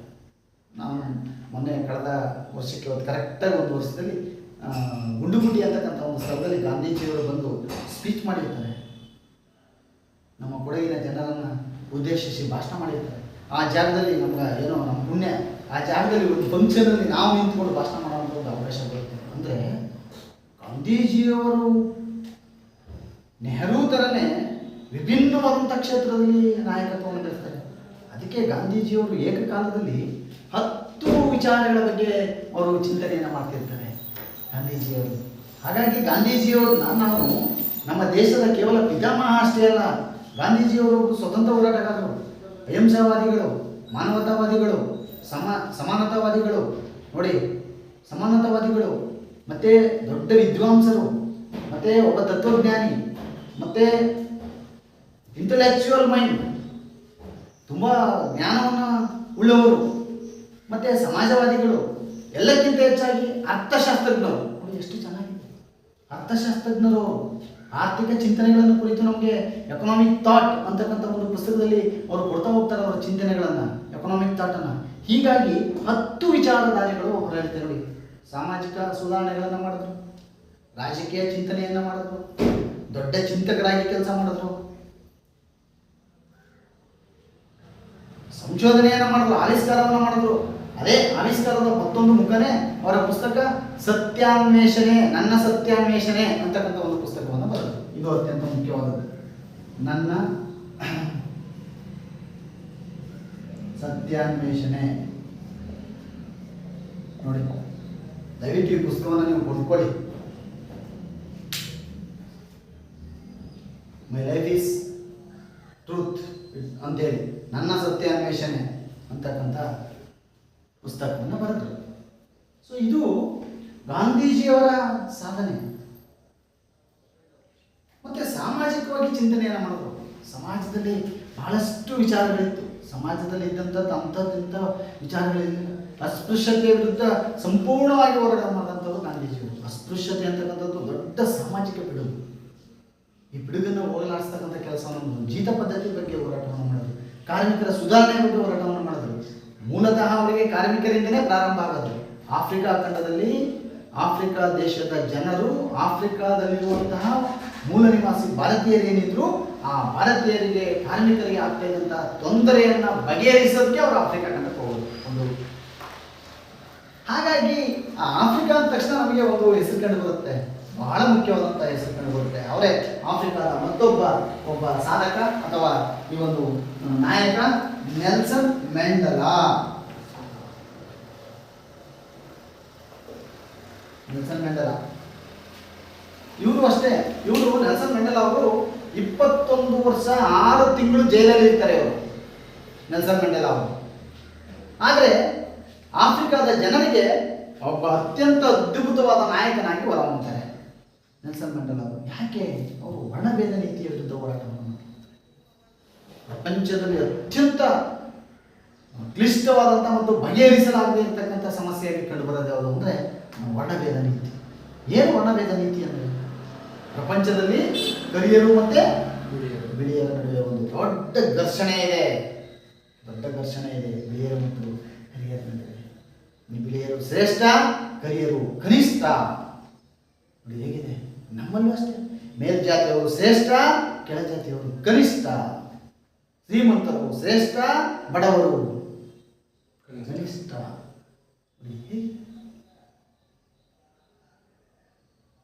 ಜಮೀನ್ದಾರರು ಶ್ರೇಷ್ಠ, ದುಡಿಯುವವರು ಕನಿಷ್ಠ. ಮಾಲೀಕ ಶ್ರೇಷ್ಠ, ಕಾರ್ಮಿಕ ಕನಿಷ್ಠ. ಇಂತಹ ಭಾವನೆಗಳಿದೆ, ಇಂತಹ ವಿಚಾರಗಳಿದೆ. ಹಾಗಾಗಿ ಬಹಳ ಮುಖ್ಯವಾಗಿ ನೆಲ್ಸನ್ ಮೆಂಡಲಾ ಆಫ್ರಿಕಾದಲ್ಲಿ ತಮ್ಮ ಸಾಧನೆಯನ್ನು ಮಾಡ್ತಾರೆ. ಅದನ್ನು ಆಮೇಲೆ ಹೇಳುವ. ಅದಕ್ಕೆ ಮೊನ್ನೆ ನೆಲ್ಸನ್ ಮೆಂಡಲಾ ಅವರು ತಿರೋಕ್ಕಿಂತ ಮುಂಚೆ ನಮ್ಮ ದೇಶದ ಬಗ್ಗೆ ಒಂದು ಸ್ಟೇಟ್ಮೆಂಟ್ ಕೊಟ್ಟರು. ನಾವು ಅಕ್ಟೋಬರ್ 2ನೇ ತಾರೀಕು ಗಾಂಧಿ ಜಯಂತಿ ಬಗ್ಗೆ, ಗಾಂಧೀಜಿಯವರ ಬಗ್ಗೆ ಮಾತನಾಡುವಂಥ ಸಮಯದಲ್ಲಿ ನೀವು ಏನು ಗಾಂಧೀಜಿ ಬಗ್ಗೆ ಅಷ್ಟೊಂದು ಮಾತಾಡ್ತೀರಾ, ಆದರೆ ನೀವು ಕಳಿಸಿದ್ದು ನಮ್ಮ ದೇಶಕ್ಕೆ, ಭಾರತದಿಂದ ನಮ್ಮ ದೇಶಕ್ಕೆ ಕಳಿಸಿದ್ದು ನೀವು ಗಾಂಧಿ, ಕರ್ಮಚಂದ್ರ ಗಾಂಧಿ ಮಾತ್ರ ಕಳಿಸಿದ್ರಿ. ಎಲ್ಲಿಗೆ? ಆಫ್ರಿಕಾಕ್ಕೆ. ಅವ್ರು ಹುಟ್ಟಿದ್ದಲ್ಲಿ ಗುಜರಾತ್ನಲ್ಲಿ, ಇಂಡಿಯಾದಲ್ಲಿ. ಓದದ್ದಲ್ಲಿ ಪ್ರಾಥಮಿಕ ಶಿಕ್ಷಣ ಮತ್ತು ಗುಜರಾತ್ನಲ್ಲಿ. ಬ್ಯಾರಿಸ್ಟರ್ ಪದವಿ ಪಡೆದಲ್ಲಿ ಲಂಡನ್ನಲ್ಲಿ. ಮತ್ತೆ ವಾಪಸ್ ಬಂದು ಬ್ಯಾರಿಸ್ಟರ್ ಪದವಿಯನ್ನು ಪ್ರಾರಂಭ ಮಾಡ್ತಾರೆ. ಏನೂ ಆಗೋದಿಲ್ಲ ಇಲ್ಲಿ. ಮತ್ತೆ ಆ ಬ್ಯಾರಿಸ್ಟರ್ ಪದವಿಗೆ ಜೊತೆಗೆ ಆಫ್ರಿಕಾಕ್ಕೆ ಹೋಗ್ತಾರೆ. ಉದ್ಯೋಗವನ್ನು ಪ್ರಾರಂಭ ಮಾಡೋದು ನಿಜವಾಗಿ ಅವರಲ್ಲಿ ಆಫ್ರಿಕಾದಲ್ಲಿ. ಆದರೆ ನಮ್ಮ ಆಫ್ರಿಕಾ ಒಬ್ಬ ವ್ಯಕ್ತಿಯನ್ನು ವಾಪಸ್ ಕೊಡುತ್ತೆ ಭಾರತಕ್ಕೆ. ನೀವು ಕರ್ಮಚಂದ್ರ ಗಾಂಧಿಯನ್ನು ಕಳಿಸ್ತೀರಾ, ಆದರೆ ನಾವು ನಿಮಗೆ ಒಬ್ಬ ಮಹಾತ್ಮನನ್ನು ಕೊಡ್ತೇವೆ. ಅಲ್ಲಿಂದ ಅವರು ನಿಮ್ಮ ಚಳವಳಿಗೆ ಬರ್ತಾರೆ, ಧುಮುಕ್ತಾರೆ, ಹೋರಾಟ ಮಾಡ್ತಾರೆ. ನಿಮ್ಮಿಂದ ಮಹಾತ್ಮ ಅನ್ನೋ ಹೆಸರನ್ನ ತಗೋತಾರೆ. ಹಾಗಾಗಿ ನೀವು ನಮಗೆ ಗಾಂಧೀಜಿಯನ್ನು ಕೊಟ್ಟಿದ್ರಿ, ನಾವು ಮಹಾತ್ಮ ಗಾಂಧಿಯನ್ನು ಕೊಟ್ಟು ಅಂತಕ್ಕಂಥ ಸ್ಟೇಟ್ಮೆಂಟನ್ನು ನೆಲ್ಸನ್ ಮೆಂಡಲಾ. ಸೊ ಹಾಗಾಗಿ ನೆಲ್ಸನ್ ಮೆಂಡಲಾ ಸಾಮಾಜಿಕವಾಗಿ ಮತ್ತು ರಾಜಕೀಯವಾಗಿ ದೊಡ್ಡ ನಾಯಕನಾಗಿ ಹೊರಹೊಮ್ಮಿದರು. ನೆಲ್ಸನ್ ಮೆಂಡಲಾ ಇವತ್ತು ಆಫ್ರಿಕಾದಲ್ಲಿ, ಯಾರೋ ನನ್ನ ಫ್ರೆಂಡ್ ಹೇಳ್ತಾ ಇದ್ರು, ನನಗೆ ಅದ್ರ ಬಗ್ಗೆ ಸರಿಯಾದ ಮಾಹಿತಿ ಇಲ್ಲ. ಆಫ್ರಿಕಾದಲ್ಲಿ ಆ ಜೈಲು ಇದ್ದಿದ್ರಲ್ಲ, ಆ ಜೈಲನ್ನ ಒಂದು ನೆಲ್ಸನ್ ಮೆಂಡಲಾ ಇದ್ದಂಥ ಜೈಲನ್ನು ಒಂದು ಪ್ರವಾಸಿ ಕೇಂದ್ರವನ್ನಾಗಿ ಮಾಡಿದಾರಂತೆ. ಆ ಆಫ್ರಿಕಾದಲ್ಲಿ ಹೋಗ್ಬೇಕಾದ್ರೆ ಆ ಜೈಲಿಗೆ ಕೈ ಮುಗಿದು ಹೋಗ್ತಾರಂತೆ. ಯಾಕೆ? ನಮಗೋಸ್ಕರ ಹೋರಾಟ ಮಾಡಿದಂಥ ಒಬ್ಬ ವ್ಯಕ್ತಿ ಈ ಜೈಲಿನಲ್ಲಿ 21 ವರ್ಷಗಳ ಕಾಲ ಜೀವನ ಮಾಡಿದ್ದಾನೆ. ಅದು ನಮಗೆ ದೇವಾಲಯ. ಅವನ ಹೋರಾಟದಿಂದ ನಮಗೆ ಸಮಾನತೆ ಸಿಕ್ಕಿದೆ, ನಮಗೆ ಸಾಮಾಜಿಕ ಸುಧಾರಣೆ ಆಗಿದೆ. ಹಾಗಾಗಿ ನಮಗೆ ದೇವರ ಪ್ರತಿನಿಧಿಯಾಗಿ ಕಾಣಿಸ್ಕೊತಾನೆ ಅವ ಅಂತೇಳಿ ಅವರು ನೆಲ್ಸನ್ ಮೆಂಡಲಾ ಅವರಿದ್ದಂಥ ಜೈಲಿಗೆ ಕೈ ಮುಗಿದು ಹೋಗ್ತಾರೆ. ಸೊ ಇದು ಎಷ್ಟು ಮಟ್ಟಿಗೆ ಸತ್ಯವೋ ಸುಳ್ಳು ನನಗೆ ಗೊತ್ತಿಲ್ಲ. ಒಂದು ಇನ್ಫಾರ್ಮೇಷನ್. ಈಗ ನಾನೇನು ಮಾಡ್ತೀನಿ ಅಂದರೆ, ಯಾರಾದ್ರು ಹೊರ ರಾಷ್ಟ್ರಕ್ಕೆ ಹೋಗಿ ಬಂದವರಿಗೆ ಸ್ವಲ್ಪ ಮಾಹಿತಿ ಕೇಳ್ತೀನಿ, ಏನು ತಿಳ್ಕೊಂಡು ನೀವು. ಯಾಕಂದರೆ ನಮ್ಗೆ ಹೋಗೋ ಭಾಗ್ಯ ಇಲ್ಲ, ಅಥವಾ ಯಾವತ್ತಾರು ಬಂದರೆ ಬಂದಮೇಲೆ ಬೇಕಾದ್ರೆ ಬರೆಯುವ. ಸೊ ಹಾಗಾಗಿ ಇಂಥ ಒಂದು ಚಿಂತನೆ ಆಫ್ರಿಕಾದಲ್ಲಿ ಇದೆ ಅಂತೇಳಿ. ಹಾಗೆ ಈಗ ಸಾಮಾಜಿಕ ಕ್ಷೇತ್ರದಲ್ಲಿ ಬಹಳ ಜನ ಒಂಥರ ಸಾಧಕರಾಗಿ ನಾಯಕರಾಗಿ. ಹಾಗೆ ನಮ್ಮ ದೇಶದಲ್ಲಿ Modi is one of the leader, Indian leader. ಏನು ಇವತ್ತು ನರೇಂದ್ರ ಮೋದಿ ಅವರಿದ್ದಾರೆ, ಅವರು ಸಹ ಇವತ್ತು ಅವರು ಒಳ್ಳೆ ಅಂತಾರಾಷ್ಟ್ರೀಯ ಮಟ್ಟದ ಲೀಡರ್ ಆಗಿ ಹೊರಗೆ ಬಂದಿರೋದನ್ನು ನಾವು ಕಾಣ್ತೇವೆ. So Vajpayee is one of the leaders, ಅವರು ಸಹ ರಾಜಕೀಯವಾಗಿದ್ದಂಥವರು. ಎಲ್ಲಕ್ಕಿಂತ ಹೆಚ್ಚಾಗಿ ಲಾಲ್ ಬಹದ್ದೂರ್ ಶಾಸ್ತ್ರಿ ಅವರು, ಭಾಳ ಜನ ಮಹಾತ್ಮ ಗಾಂಧೀಜಿಯವರ ಹುಟ್ಟುಹಬ್ಬದ ದಿನ ಲಾಲ್ ಬಹದ್ದೂರ್ ಶಾಸ್ತ್ರಿ ಅವರ ವಿಚಾರವನ್ನು ಮಾತುಬಿಡ್ತೀವಿ ನಾವು. ಲಾಲ್ ಬಹದ್ದೂರ್ ಶಾಸ್ತ್ರಿ ಅವರು ಸಹ ಅವತ್ತೇ ಹುಟ್ಟಿದಂಥದ್ದು ಅಕ್ಟೋಬರ್ 2ನೇ ತಾರೀಕು. ಅವ್ರ ಬಗ್ಗೆ ನಾವು ಮಾತನಾಡಬೇಕಾಗುತ್ತೆ. ಅಕ್ಟೋಬರ್ 2ನೇ ತಾರೀಕು ಲಾಲ್ ಬಹದ್ದೂರ್ ಶಾಸ್ತ್ರಿ ಅವರ ವಿಚಾರ ಬಂದಾಗ, ಶಾಸ್ತ್ರಿಯವರು ಅತ್ಯಂತ ಪ್ರಾಮಾಣಿಕವಾದ ಬದುಕನ್ನು ಮಾಡಿದಂತಹ ಒಬ್ಬ ನಮ್ಮ ದೇಶದ ಪ್ರಧಾನಿ. ಪ್ರಾಮಾಣಿಕ ಬದುಕು, ಅತ್ಯಂತ ಕಟು ಪ್ರಾಮಾಣಿಕ ಬದುಕನ್ನು ಮಾಡಿದಂತಹ ಅವರು ಲಾಲ್ ಬಹದ್ದೂರ್ ಶಾಸ್ತ್ರಿ. ಅವರ ಅವಧಿನಲ್ಲೇ ಚೀನಾ ಜೊತೆಗೆ ಯುದ್ಧ ನಡೆಯುತ್ತೆ, ಇರೋದಿಲ್ಲ, ಯುದ್ಧವನ್ನು ಘೋಷಣೆ ಮಾಡಿಸ್ತಾರೆ, ಮಾಡಿ ಅಂತ ಹೇಳ್ತಾರೆ. ಇಲ್ಲಾಂದರೆ ಇನ್ನೂ ಸಹ ಚೈನಾ ನಮ್ಮನ್ನು ಹಾಗೆ ಅಟ್ಯಾಕ್ ಮಾಡ್ಕೊಂಡು ಬಂದುಬಿಡ್ತಿತ್ತು. ಸೊ ಇಂಥ ಗಟ್ಟಿ ಪ್ರಧಾನಿ ನಮಗೆ ಆಡಳಿತವನ್ನು ಕೊಡ್ತಾರೆ. ಅವರು ಸಹ ನಮ್ಮಲ್ಲಿ ಬರ್ತಾರೆ, ರಾಜಕೀಯಕ್ಕೆ ಭಾಳ ಜನ ಬರ್ತಾರೆ. ಅಂಥವ್ರನ್ನ ನೀವು ತಿಳ್ಕೊಬೇಕಾಗುತ್ತೆ. ಬ್ರಾಹ್ಮಣಿಕರು ಇರ್ಬೋದು. ಮತ್ತು ಸ್ವತಂತ್ರ ಬರುವಂಥ ಸಮಯದಲ್ಲಿ ಲಂಡನ್ನಲ್ಲಿ ಒಬ್ಬ ಪ್ರಧಾನಿ ಹೊರಗೆ ಬರ್ತಾರೆ, ಚರ್ಚಿಲ್ ಅಂತಕ್ಕಂಥವ್ರು ಒಬ್ಬರು ಬರ್ತಾರೆ ನೋಡಿ. ಚರ್ಚಿಲ್ ಅಂತಕ್ಕಂಥ ಒಬ್ಬ ಪ್ರಧಾನಿ ಬರ್ತಾರೆ. ಅವರು ಸಹ ರಾಜಕೀಯವಾಗಿ ಬೆಳೆದಂಥವ್ರು, ದೊಡ್ಡ ನಾಯಕರಾಗಿ. ಇವತ್ತು ಜೋ ಬೈಡನ್ ಮತ್ತು ಟ್ರಂಪು ಮತ್ತು ಪುಟಿನ್ನು ಇವರೆಲ್ಲ ಪ್ರಪಂಚ ಮಟ್ಟದಲ್ಲಿ ನಾಯಕರಾಗಿರ್ತಕ್ಕಂಥದ್ದನ್ನು ನಾವು ಕಾಣ್ತೇವೆ. ಸೊ ಹೀಗೆ ಸಾಧಕರು ಮತ್ತು ನಾಯಕರು ತಮ್ಮ ಗುಣಗಳನ್ನು ಹೊಂದಿ ರಾಜಕೀಯ ಕ್ಷೇತ್ರದಲ್ಲಿ ಬರ್ತಾರೆ. ಹಾಗಾದರೆ ಸಾಮಾಜಿಕ ಕ್ಷೇತ್ರಕ್ಕೆ ಯಾರು? ಸಾಮಾಜಿಕ ಕ್ಷೇತ್ರದಲ್ಲಿ ಸಾಧನೆ ಏನಪ್ಪ ಅಂದರೆ, ಸಮಾಜದಲ್ಲಿರುವ ನ್ಯೂನತೆಗಳನ್ನು ತೊಡೆದು ಹಾಕಲು ಸತತವಾಗಿ ಹೋರಾಟದ ಮೂಲಕ ಅವರಿಗೆ ನ್ಯಾಯವನ್ನು ದೊರಕಿಸ್ಕೊಡ್ತಾರೆ. ಉದಾಹರಣೆಗೆ ಅಂಬೇಡ್ಕರ್ ಅವರು ಭಾರತದಲ್ಲಿದ್ದಂಥ ಅಸಮಾನತೆ, ಅಸ್ಪೃಶ್ಯತೆಯ ವಿರುದ್ಧವಾಗಿ ಹೋರಾಟವನ್ನು ಮಾಡಿ ಅಸ್ಪೃಶ್ಯರಿಗೆ ನ್ಯಾಯವನ್ನು ದೊರಕಿಸ್ಕೊಟ್ಟಂಥ ಸಾಮಾಜಿಕ ಒಬ್ಬ ಅಧಿಕಾರ. ಮತ್ತು ಜೊತೆಗೆ ನಮ್ಮ ದೇಶಕ್ಕೆ ಎಂಥ ಸಂವಿಧಾನ ಹೇಗೆ ಇರಬೇಕು ಅನ್ನೋದನ್ನು ಕರಡು ಪ್ರತಿ ರಚನೆ ಮಾಡ್ತಕ್ಕಂಥ ಸಮಿತಿಯಲ್ಲಿ ಅಧ್ಯಕ್ಷರಾಗಿ ಕೆಲಸವನ್ನು ಮಾಡಿ ತಮ್ಮೆಲ್ಲ ಕಾನೂನು ನೀತಿ ನಿಯಮಗಳನ್ನು ಎಲ್ಲರೂ ಒಪ್ಪುವಂತೆ ಒಂದು ಸಂವಿಧಾನವನ್ನು ಕೊಟ್ಟಂಥ ವ್ಯಕ್ತಿ. ಹಾಗಾಗಿ ಅವರು ಒಬ್ಬರು ನಾಯಕರಾಗಿ ನಮಗೆ ಕಾಣಿಸ್ಕೊಳ್ತಾರೆ ನೋಡಿ. ಇದು ಸಾಮಾಜಿಕವಾದಂಥ. ಮತ್ತು ಇದಿಷ್ಟೇನ, 1789ರಲ್ಲಿ, ಇದನ್ನು ನನಗೆ ಮರೆಯೋಂಗಿಲ್ಲ, 1789ರಲ್ಲಿ ಫ್ರಾನ್ಸ್ನಲ್ಲಿ ಒಂದು ಮಹಾಕ್ರಾಂತಿ ನಡೆಯುತ್ತೆ. ಮಹಾಕ್ರಾಂತಿ ಮತ್ತು ಕ್ರಾಂತಿ ಅಂದರೆ ಇಂಗ್ಲೀಷ್ನಲ್ಲಿ ರೆವಲ್ಯೂಷನ್ ಅಂತ. ಹಾಗಾದರೆ ಕ್ರಾಂತಿ ಅಂದರೆ ಏನು? ನಾವು ಮೀನಿಂಗ್ ತಿಳ್ಕೋಬೇಕು. ಕ್ರಾಂತಿ ಅಂದರೆ ತಕ್ಷಣದ ಬದಲಾವಣೆಯನ್ನು ನಾವು ಕ್ರಾಂತಿ ಅಂತ ಕರಿತೇವೆ. ಏನಕ್ಕೆ ಟೈಮ್ ಇರೋದಿಲ್ಲ. Sudden change, it is called revolution. ತಕ್ಷಣದಲ್ಲಿ ಯಾವ್ದು ಬದಲಾವಣೆ ಆಗುತ್ತೆ? ಕಾರಣ ಏನೇನೋ ಇರ್ತವೆ, ಭಾಳ ದಿನದಿಂದ ಅದು ಏನೇನೋ ಬರ್ತಾ ಇರುತ್ತೆ. ಅದು ಒಂದು fine day change, sudden change. ಇದನ್ನು ನಾವು ಕ್ರಾಂತಿ ಅಂತ ಕರಿತೀವಿ. ಇದರಲ್ಲಿ ನಮಗೆ ಬಹಳ ಬೇರೆ ಬೇರೆ ಕ್ರಾಂತಿಗಳು ಬರ್ತವೆ, ಮುಂದೆ ಬರುತ್ತೆ. ಹಸಿರು ಕ್ರಾಂತಿ, ಗ್ರೀನ್ ರೆವಲ್ಯೂಷನ್ ಅಂತ ಕರಿತೀವಿ. ಅದರ ಬಗ್ಗೆ ಆ ನಂತರದ ತರಗತಿ, ಮುಂದಿನ ತರಗತಿಗಳಲ್ಲಿ ಮಾತ್ರ. ಮತ್ಸ್ಯ ಕ್ರಾಂತಿ, ಮತ್ಸ್ಯ ಅಂದರೆ ಎಸ್, ಆ ಕ್ಷೇತ್ರದಲ್ಲಿ ಒಂದು ಕ್ರಾಂತಿ ಆಗುತ್ತೆ. ಕ್ಷೀರ ಕ್ರಾಂತಿ ಅಂತೇಳಿ. ಏನು ಕ್ಷೀರ ಕ್ರಾಂತಿ ಅಂದರೆ? ಕ್ಷೀರ ಅಂದ್ರೆ ಕ್ಷೀರ ಅಂದರೆ ಹಾಲು ಅಂತ ಅಷ್ಟೇ. ಹಾಲಿನ ಕ್ಷೇತ್ರದಲ್ಲಿ ಕ್ರಾಂತಿ ಆಗುತ್ತೆ. ಎಷ್ಟು ಮಟ್ಟ ಕ್ರಾಂತಿ ಆಗುತ್ತೆ ಅಂದರೆ, ಇವತ್ತು ಬಹಳ ಜನ ಹಾಲನ್ನೇ ನಂಬಿ ತಮ್ಮ ಬದುಕನ್ನ, ಉದ್ದಿಮೆಯನ್ನ, ಕೈಗಾರಿಕೆಯನ್ನ, ದೊಡ್ಡ ದೊಡ್ಡ ಇಂಡಸ್ಟ್ರಿಯನ್ನ ತೆರೆದಿದ್ದಾರೆ. ದೊಡ್ಡ ಕ್ರಾಂತಿ. ಎಷ್ಟು ಚೆನ್ನಾಗಿ.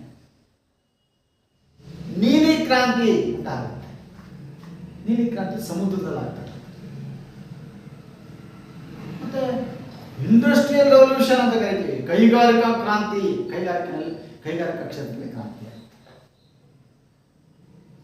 ಮೊದಲನೇ ಬಾರಿಗೆ 18ನೇ ಶತಮಾನದಲ್ಲಿ ಕೈಗಾರಿಕಾ ಕ್ಷೇತ್ರದಲ್ಲಿ ಲಂಡನ್ನಲ್ಲಿ ಬ್ರಿಟನ್ನಲ್ಲಿ ಕ್ರಾಂತಿ ಆಗುತ್ತೆ, ಕೈಗಾರಿಕಾ ಕ್ರಾಂತಿ. ಆಗಲೇ ನಮಗೆ ಫಸ್ಟ್ ಜೇಮ್ಸ್ ಆರ್ ಗ್ರೇವ್ಸ್ ಅಂತಕ್ಕಂಥವನು, ಯಾರು ಗ್ರೇವ್ಸ್ ಅಂತಕ್ಕಂಥವನು ಸ್ಪಿನ್ನಿಂಗ್ ಜೆನ್ನಿ ಎನ್ನುವಂಥ ಒಂದು ನೂಲುವ ಯಂತ್ರವನ್ನು ಕಂಡುಹಿಡಿಯುತ್ತಾನೆ. ನೂಲುವಂತ ಯಂತ್ರ, ಬಟ್ಟೆಯನ್ನು ನೂಲ್ಬೇಕಲ್ಲ ಹೇಗೆ, ಸ್ಪಿನ್ನಿಂಗ್ ಜೆನ್ನಿ ಅಂತಕ್ಕಂಥ ಒಂದು ನೂಲುವ ಯಂತ್ರವನ್ನು. ಸೊ ಹೀಗೆ ವಿವಿಧ ಕ್ಷೇತ್ರದಲ್ಲಿ ಕ್ರಾಂತಿ ಆಗುತ್ತೆ. ಹಾಗೆ ನಮಗೆ ಬೇರೆ ಬೇರೆ ಕ್ರಾಂತಿಗಳು ಕಂಡುಬರ್ತವೆ.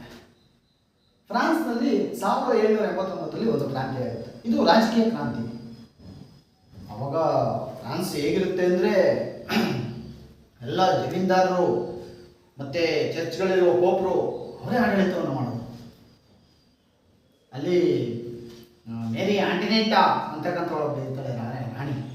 ಅವಳು ಎಷ್ಟು ವೈಭೋಗವಾದ ಜೀವನವನ್ನು ಮಾಡ್ತಾಳೆ ಅಂದರೆ ರಾಜ್ಯದ ಜನತೆಯ ಬಗ್ಗೆ, ಪ್ರಜೆಗಳ ಬಗ್ಗೆ ಅವಳಿಗೆ ಚಿಂತನೆ ಇಲ್ಲ.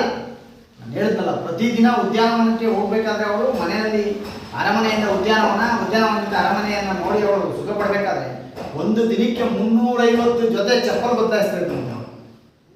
ಅಷ್ಟು ಮಟ್ಟಿಗೆ ಸುಖಭೋಗ ಜೀವನವನ್ನು ಮಾಡ್ತಾರೆ.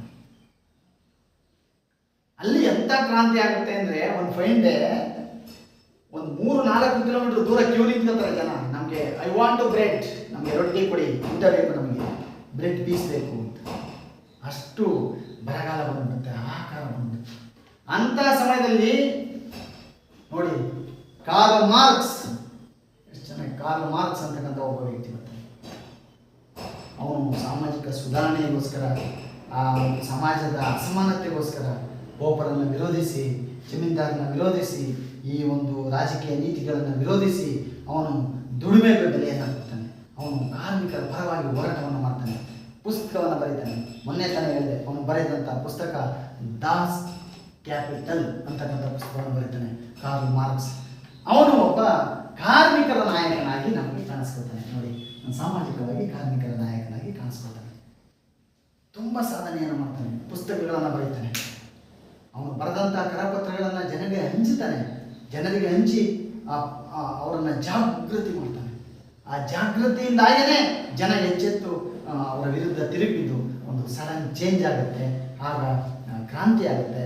ಆ ಕ್ರಾಂತಿಯ ಫಲವಾಗಿ ಅಲ್ಲಿ ಈ ಕ್ಯಾಬಿನೆಟ್ ಅಂತಕ್ಕಂಥದ್ದು ಬರುತ್ತೆ, ಜನಪ್ರತಿನಿಧಿಗಳ ಸಭೆ ಬರುತ್ತೆ, ಪ್ರಜಾಪ್ರಭುತ್ವ ಮಾದರಿಯ ಸಭೆ ಬರುತ್ತೆ. ಆವತ್ತು ನಮಗೆ ಪ್ರಪಂಚಕ್ಕೆ 3 ಮೌಲ್ಯ ಬರ್ತವೆ. ಒಂದು ಮೊದಲನೇ ವ್ಯಾಲ್ಯೂಸ್ ಯಾವುದಪ್ಪ ಅಂದರೆ ಸ್ವತಂತ್ರ. ಇದನ್ನು ಸ್ವಾತಂತ್ರ್ಯ ಅಂತಲೂ ಬಳಸ್ಕೊಳ್ತಾರೆ. 2 ಸಮಾನತೆ. 3 ಭಾತೃತ್ವ. ಇದನ್ನ 3 ವ್ಯಾಲ್ಯೂಸ್ ಅಂತ ಕರೀತಾರೆ. 3 ಮೌಲ್ಯಗಳು ಎಲ್ಲಿಂದ ಬಂದದ್ದು ನಮಗೆ? ಫ್ರಾನ್ಸ್ ಇಂದ ಬಂದದ್ದು. ಎಷ್ಟನೇ ಇಸ್ವಿನಲ್ಲಿ? 1789ರಲ್ಲಿ ಬಂತು. ಇದನ್ನ ನಮಗೆ ಇದರ ಮುಂಚೂಣಿಯಲ್ಲಿ ಹೋರಾಟ ಮಾಡಿದಂಥದ್ದಲ್ಲಿ ಸ್ಟಾಲಿನ್ ಅಂತಕ್ಕಂಥವ್ರು ಬರ್ತಾನೆ, ಲೆನಿನ್ ಬರ್ತಾನೆ, ಮತ್ತೆ ಈ ಕಾರ್ಲ್ ಮಾರ್ಕ್ಸ್ ಅಂತಕ್ಕಂಥವ್ರು ಬರ್ತಾರೆ. ಯುರೋಪಿನಲ್ಲಿ ಒಂದು ದೊಡ್ಡ ಕ್ರಾಂತಿಯನ್ನು ಮಾಡ್ತಾರೆ. ಸೊ ಹೀಗೆ ಒಬ್ಬ ಲೀಡರ್ ಸಮಾಜ. ಮತ್ತು ಅಷ್ಟೇ ನಮ್ಮ ಭಾರತದಲ್ಲೂ ಸಾಮಾಜಿಕವಾಗಿ ರಾಜಾ ರಾಮ್ ಮೋಹನ್ ರಾಯ್ ಅವರು ಸಹ ನಮ್ಮ ಅವರು ರಾಜಾ ರಾಮ್ ಮೋಹನ್ ರಾಯ್, ಲಾಲಾ ಲಜಪತಿ ರಾಯ್, ಸ್ವಾಮಿ ವಿವೇಕಾನಂದರು ಸಾಮಾಜಿಕವಾಗಿ ಎಲ್ಲವನ್ನ ಗುಡಿಸುವ ಕೆಲಸವನ್ನು ಮಾಡ್ತಾರೆ, ಧಾರ್ಮಿಕವಾಗಿ ಗುಡಿಸುವ ಕೆಲಸವನ್ನು ಮಾಡ್ತಾರೆ. ಅಜ್ಞಾನ ಹೇಗೆ ಆವರಿಸಿದೆ ಅನ್ನೋದನ್ನ ತೋರಿಸ್ತಾ ಹೋಗ್ತಾರೆ ಸ್ವಾಮಿ ವಿವೇಕಾನಂದರು. ರಾಜಾರಾಮ್ ಮೋಹನ್ ರಾಯ್ ಅಂತವರು ಈ ದೇಶದಲ್ಲಿರುವಂತಹ ಎಲ್ಲ ಈ ಒಂದು ಸಾಮಾಜಿಕ ಪಿಡುಗುಗಳನ್ನು ಹೋಗಲಾಡಿಸೋ ಪ್ರಯತ್ನ ಮಾಡ್ತಾರೆ. ಅವರದೇ ಆದಂತಹ ಸೊಸೈಟಿಯನ್ನು ಕಟ್ತಾರೆ. ದಯಾನಂದ ಸರಸ್ವತಿ ಅಂತವರು ಸಮಾಜವನ್ನು ಕಟ್ಟಿಕೊಂಡು ಅಲ್ಲಿಂದ ಅವರು ಆರ್ಯ ಸಮಾಜವನ್ನು ಕಟ್ಟಿ ಅಲ್ಲಿಂದ ತಮ್ಮ ಒಂದು ಕ್ರಾಂತಿಯನ್ನು ಪ್ರಾರಂಭ ಮಾಡ್ತಾರೆ. ಏನು ಸತಿಸಾಗಮನ ಪದ್ಧತಿ, ಬಾಲ್ಯ ವಿವಾಹ, ಇಂಥ ಎಲ್ಲ ಒಂದು ಮೂಢನಂಬಿಕೆ ಇರತಕ್ಕಂಥ ಕೆಲವು ಪಿಡುಗುಗಳ ವಿರುದ್ಧ ಹೋರಾಟವನ್ನು ಮಾಡಿ ಚೇಂಜಸ್ಸನ್ನು ಮಾಡ್ತಾರೆ, ಬದಲಾವಣೆಯನ್ನು ಮಾಡ್ತಾರೆ. ಆ ಬದಲಾವಣೆಯ ಪ್ರತಿಫಲವಾಗಿ ಅವರು ನಾಯಕರಾಗಿ ಬೆಳೀತಾ ಹೋಗ್ತಾರೆ, ಸಾಧಕರಾಗ್ತಾರೆ. ಬಾಲಗಂಗಾಧರ ತಿಲಕ್ ಅಷ್ಟೇ. ಬಾಲಗಂಗಾಧರ ತಿಲಕ್ ಮೂಲತಃ ಅವರು ಈ ಅಧ್ಯಾಪಕ ವೃತ್ತಿಯನ್ನು ಮಾಡ್ತಿದ್ದವರು. ದೇಶಕ್ಕೆ ಏನಾದರೂ ಕೊಡುಗೆ ಕೊಡಬೇಕು, ಸ್ವತಂತ್ರವನ್ನು ಹೇಗಾದರೂ ಮಾಡಿ ಪಡ್ಕೊಳ್ಳೇಬೇಕು, ಅದಕ್ಕೋಸ್ಕರ ಸಂಘಟನೆ ಮಾಡಬೇಕು. ಈ ಜನ ಸಂಘಟನೆ ಆಗ್ತಾ ಇಲ್ಲ, ಏನು ಮಾಡೋದು, ಎಷ್ಟು ಹೇಳಿದ್ರು ಕೇಳ್ತಾರೆ. ಅದಕ್ಕೆ ಗಣೇಶ ಹಬ್ಬದ ಮೂಲಕ ಹೊರಟು ಗಣೇಶನ ಕೂರಿಸೋದು, ಜನ ಸೇರಿಸೋದು, ಅಲ್ಲಿ ಜಾಗೃತಿಯನ್ನು ಉಂಟು ಮಾಡೋದು. ಯಾವುದ್ರ ಬಗ್ಗೆ? ಸ್ವತಂತ್ರದ ಬಗ್ಗೆ, ಬ್ರಿಟಿಷರ ಆಡಳಿತದ ಬಗ್ಗೆ. ಎಷ್ಟು ಮಟ್ಟಿಗೆ ನಿರ್ವಹಿಸಿ ಬೆಳೀತಾವ ಅವರು. ಒಬ್ಬ ಸಾಮಾನ್ಯ ಅಧ್ಯಾಪಕ ಇವತ್ತು ಇಡೀ ಭಾರತದ ಇತಿಹಾಸದಲ್ಲಿ ತಮ್ಮ ಛಾಪನ್ನು ಮೂಡಿಸೋದಾಗುತ್ತೆ.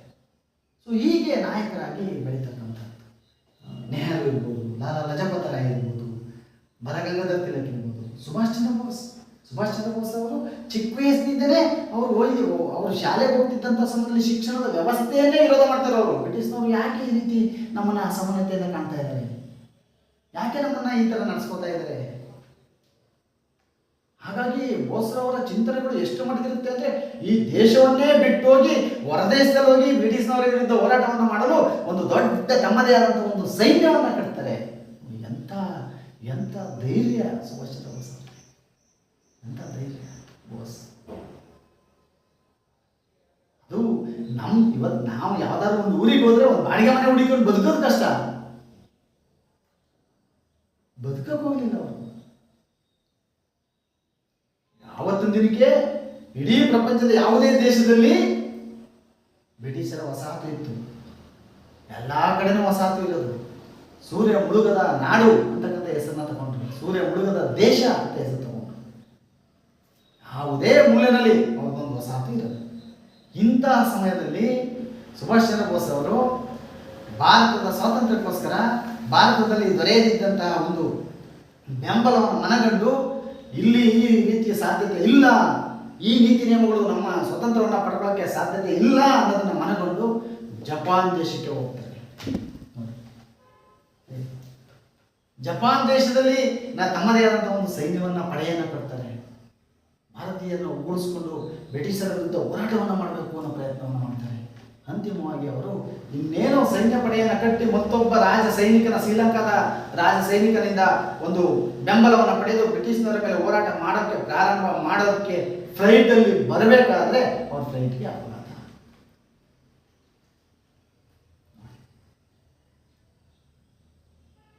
ಎಷ್ಟು ಮಟ್ಟಿಗೆ ಅವರು ಸಾಧನೆ ಮಾಡಿದ್ರು, ಬದಲಾವಣೆ ಮಾಡಿದ್ರು, ಕ್ರಾಂತಿಯನ್ನು ಮಾಡಿದ್ರು. ಸೊ ಹಾಗೆ ಧಾರ್ಮಿಕ ಕ್ಷೇತ್ರದಲ್ಲಿ ಬಹಳ ಜನ ಸುಧಾರಣೆಯನ್ನು ಮಾಡ್ತಾರೆ. ರಾಮಾನುಜಾಚಾರ್ಯರು ಇವರೆಲ್ಲ ಸಾಮಾಜಿಕ ಕ್ಷೇತ್ರಕ್ಕೂ ಬರ್ತಾರೆ, ಧಾರ್ಮಿಕ ಕ್ಷೇತ್ರಕ್ಕೂ ಬರ್ತಾರೆ. ಧರ್ಮದ ಮೂಲ ಸಾಮಾಜಿಕ ಕ್ಷೇತ್ರ, ಸಮಾಜದ ತಳಹದಿ ಧರ್ಮ. ಸೊ ಹಾಗಾಗಿ ಧಾರ್ಮಿಕವಾಗಿ ಬದಲಾವಣೆ ಮಾಡೋದು. ಧರ್ಮ ಅಂದರೆ ಧರ್ಮವನ್ನು ಯಾಕೆ ನಾವು ಅನುಸರಣೆ ಮಾಡಬೇಕು? ಧರ್ಮದಿಂದ ಮನುಕುಲವೇ ಉದ್ಧಾರ ಆಗುತ್ತೆ, ಅಧರ್ಮವನ್ನು ಮಾಡುವುದರಿಂದ ಮನುಕುಲಕ್ಕಾಗುವಂಥ ತೊಂದರೆಗಳಿವೆ. ಹೀಗೆ ಧಾರ್ಮಿಕ ಚಿಂತನೆಯಿಂದ, ಉದಾಹರಣೆಗೆ ಭಕ್ತಿಯ ಮೂಲಕ 12ನೇ ಶತಮಾನದಲ್ಲಿ ಬಸವಣ್ಣನವರು, ನಂತರ 15 ಮತ್ತು 16ನೇ ಶತಮಾನದಲ್ಲಿ ರಾಮಾನುಜಾಚಾರ್ಯರು, ಮಧ್ವಾಚಾರ್ಯರು, ಕಬೀರರು, ತುಳಸಿದಾಸರು, ನೋಡಿ ಶಂಕರಾಚಾರ್ಯರು, ಬಸವಣ್ಣನವರು, ಹೀಗೆ ಬಹಳ ಜನ ನಮಗೆ ಧಾರ್ಮಿಕವಾಗಿ ಕ್ರಾಂತಿಯನ್ನು ಮಾಡಿ, ಬದಲಾವಣೆಯನ್ನು ಮಾಡಿ, ತಾವು ಸಾಧನೆಯನ್ನು ಮಾಡಿ, ಸಾಧಕರಾಗಿ, ಸಮಾಜದಲ್ಲಿ ನಾಯಕರಾಗಿ ನಮಗೆ ತಮ್ಮ ಚಿಂತನೆಗಳನ್ನು ಬಿಟ್ಟು. ಇದು ಧಾರ್ಮಿಕ ಕ್ಷೇತ್ರದಲ್ಲಿ ಆಗುತ್ತೆ. ಹಾಗೆ ಆಧ್ಯಾತ್ಮಿಕ ಕ್ಷೇತ್ರದಲ್ಲಿ ಕೆಲವರು ಆಧ್ಯಾತ್ಮಿಕ ಚಿಂತನೆಯನ್ನು ಮಾಡೋದ್ರ ಮೂಲಕನೇ ಇವರು ಇಲ್ಲಿಗೆ ಸೇರ್ಕೋತಾರೆ. ಆಧ್ಯಾತ್ಮಿಕವಾದಂಥದ್ದು ನಾವು ಕರ್ತವ್ಯವನ್ನು ಮಾಡಬೇಕು, ಕರ್ತವ್ಯದ ಮೂಲಕ ನಮ್ಮ ಸಾಧನೆಯನ್ನು ಮಾಡಬೇಕು. ಮಹಾವೀರ್ನಂಥವ್ರು, ಅಶೋಕ್ನಂಥವ್ರು ಅವರೆಲ್ಲ ಆಧ್ಯಾತ್ಮಿಕ ಚಿಂತನೆ ಮಾಡುವಂಥವ್ರು. ನೋಡಿ ಉಪಾಧ್ಯಾಯ, ಇವರೆಲ್ಲ ಆಧ್ಯಾತ್ಮಿಕ ಚಿಂತನೆಯ ಮೂಲಕ ರಾಮಾನುಜಾಚಾರ್ಯರು, ಮಧ್ವಾಚಾರ್ಯರು, ಕಬೀರರು, ರಾಮಕೃಷ್ಣ ಪರಮಹಂಸರು, ಸ್ವಾಮಿ ವಿವೇಕಾನಂದರು. ಸ್ವಾಮಿ ವಿವೇಕಾನಂದರಂತೂ ತಮ್ಮ ಆಧ್ಯಾತ್ಮಿಕ ಜ್ಞಾನವನ್ನ ಜಗತ್ತಿಗೆ ದಾರಿ ಹೇಳ್ತಾರೆ. ಜಗತ್ತಿಗೆ ದಾರಿ ಹೇಳ್ತಾರೆ. 1893ರಲ್ಲಿ ಅವರು ಹೋಗಿ ಮಾತಾಡ್ತಾರೆ. ಅಮೆರಿಕದ ಚಿಕಾಗೋ ನಗರದಲ್ಲಿ ಮಾತಾಡ್ತಾರೆ. ಆಗ ಒಂದು ಸರ್ವಧರ್ಮ ಸಮ್ಮೇಳನವನ್ನು ಏರ್ಪಡಿಸಿದ್ದಾರೆ. ಸರ್ವಧರ್ಮ ಸಮ್ಮೇಳನ ಪ್ರಪಂಚದಲ್ಲಿರ್ತಕ್ಕಂಥ ಎಲ್ಲ ಧರ್ಮದ ಮುಖಂಡರುಗಳು, ಹಿರಿಯರು, ವಿದ್ವಾಂಸರು, ತಜ್ಞರು, ಚಿಂತಕರು, ಮೇಧಾವಿಗಳು, ಧಾರ್ಮಿಕ ಸುಧಾರಕರು, ಆಧ್ಯಾತ್ಮಿಕ ಜ್ಞಾನಿಗಳು ಎಲ್ಲ ಬಂದಿರ್ತಾರೆ. ಧರ್ಮಾಧಿಕಾರಿಗಳು ಎಲ್ಲರೂ ಇದ್ದಂತಹ ಸಮಯದಲ್ಲಿ ಸ್ವಾಮಿ ವಿವೇಕಾನಂದರು ಈ ಪ್ರಪಂಚದಲ್ಲಿ ವೇದಗಳು, ವೇದಾಂಗಗಳು, ಉಪನಿಷತ್ತುಗಳು, ಭಗವದ್ಗೀತೆ, ಹಿಂದೂ ಧರ್ಮ ಹೇಗೆ ಎಲ್ಲ ಧರ್ಮಗಳಿಗೂ ತಳಹದಿಯಾಗಿ ನಿಂತಿದೆ ಅನ್ನೋದನ್ನು ಅವರು ತಮ್ಮ ಮಾತುಗಳಲ್ಲಿ ತಿಳಿಸ್ಕೊಡ್ತಾರೆ. ಚಿಕಾಗೋ ಅಮೆರಿಕದ ಎಲ್ಲ ಪತ್ರಿಕೆಗಳು ಅವರನ್ನ ಮೊದಲನೇ ಮುಖಪಟದಲ್ಲಿ ಹೊಗಳ್ತಾರೆ. ಆಮೇಲೆ ಅವರ ಗುರುಗಳಾದಂತಹ ರಾಮಕೃಷ್ಣ ಪರಮಹಂಸರು ಮತ್ತೆ ರಾಮಕೃಷ್ಣ ಪರಮಹಂಸರ ಕುಟುಂಬ ಏನಿತ್ತು, ಶಾರದಾ ದೇವಿಯವರು ಅವ್ರನ್ನ ಗುರುಗಳಾಗಿ ಸ್ವೀಕಾರ ಮಾಡ್ತಾರೆ. ಮುಂದೆ ಇವತ್ತಿಗೆ ಏನು ರಾಮಕೃಷ್ಣ ಮಿಷನ್ ಅಂತ ಇದೆ, ಮಠಗಳನ್ನು ರಾಮಕೃಷ್ಣ ಮಿಷನ್ಗಳು ಇವತ್ತು ಇಡೀ ನಮ್ಮ ದೇಶಾದ್ಯಂತ ಮತ್ತು ಜಗತ್ತಿನಾದ್ಯಂತ ತಮ್ಮ ಚಟುವಟಿಕೆಗಳನ್ನು ಮಾಡ್ತಾ ಇದ್ದಾರೆ. ಕನ್ಯಾಕುಮಾರಿಯಿಂದ ಹಿಡಿದು ಕಾಶ್ಮೀರದವರೆಗೂ ಸಹ ರಾಮಕೃಷ್ಣ ಮಿಷನ್ಗಳಿದೆ. ಮೈಸೂರಲ್ಲಿ ಒಂದು ರಾಮಕೃಷ್ಣ ಮಿಷನ್ ಇದೆ, ಹೊನ್ನಂಪೇಟೆಯಲ್ಲೂ ಸಹ ಒಂದು ರಾಮಕೃಷ್ಣ ಮಿಷನ್ ಇದೆ, ಬೆಂಗಳೂರಿನಲ್ಲಿದೆ,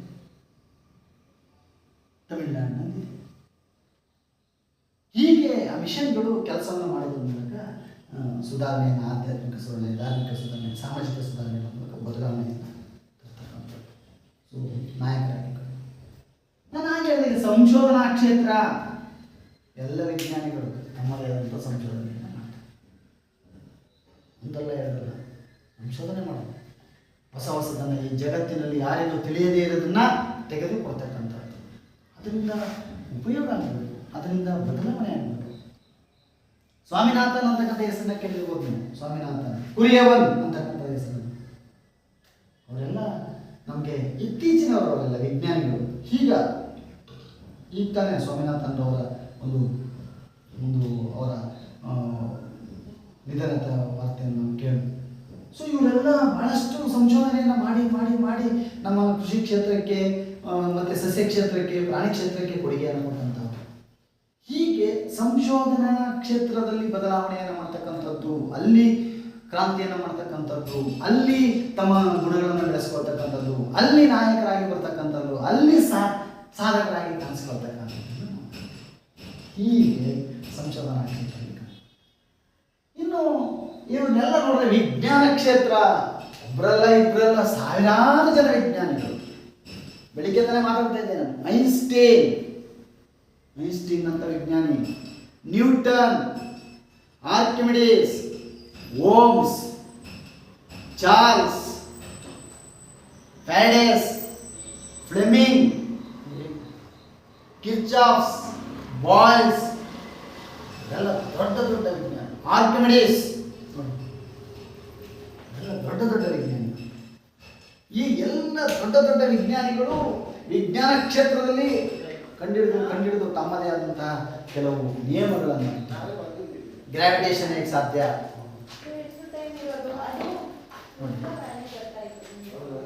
ಪ್ರತಿಯೊಂದು ಕ್ಷೇತ್ರದಲ್ಲೂ ಸಹ ವಿಜ್ಞಾನಿಗಳ ಸಾಧನೆ ಅತ್ಯಂತ ಮುಖ್ಯವಾದಂಥ. ಆ ವಿಜ್ಞಾನಿಗಳು ಸಾಧಕರಾಗ್ತಾರೆ, ಲೀಡರ್ಸ್ ಆಗ್ತಾರೆ, ಮಾಡೆಲ್ಸ್ ಆಗ್ತಾರೆ. ಎಷ್ಟು ಮಟ್ಟಿಗೆ ಅವರಿಂದ ಜನಗಳಿಗೆ ಉಪಯೋಗ ಆಗುತ್ತೆ. ಸೊ ನಾವು ಇನ್ನು ಗಣಿತ ಕ್ಷೇತ್ರದಲ್ಲಿ ಇದು ಸಹ ವಿಜ್ಞಾನದ ಒಳಗೆ ಬರುತ್ತೆ. ನಮ್ಮ ಪುರಾತನ ಕಾಲದಿಂದ ಹಿಡಿದು ಆರ್ಯಭಟ, ವರಾಹ, ಮಹಾವೀರ, ಭಾಸ್ಕರ,